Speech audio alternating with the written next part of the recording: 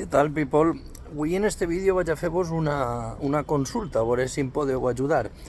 Perquè, bueno, com podeu fijar-se, esta gorra me la vaig posar en diciembre, un dia que vaig anar, uno de tants ensaios que vaig anar a la fila i crec que ja no me l'ha llevat. Això és meravellós, eh? És la que duia el sereno, mira. Una pregunta. Expressions gèlides, expressions quan fa fred. Sobretot també una gran duda existencialista. Què és la següent expressió? Fa més fred que Carracuca. Fa més fred que Carracuca. Com està el percal? Fa més fred que Carracuca. Perquè, a veure, fa un fred que pela. Versió alcoiana, fa airuset. Però tu diries, fa més fred que a Carracuca. Volen dir com que fa fred en Alcoi, no? En castellà seria.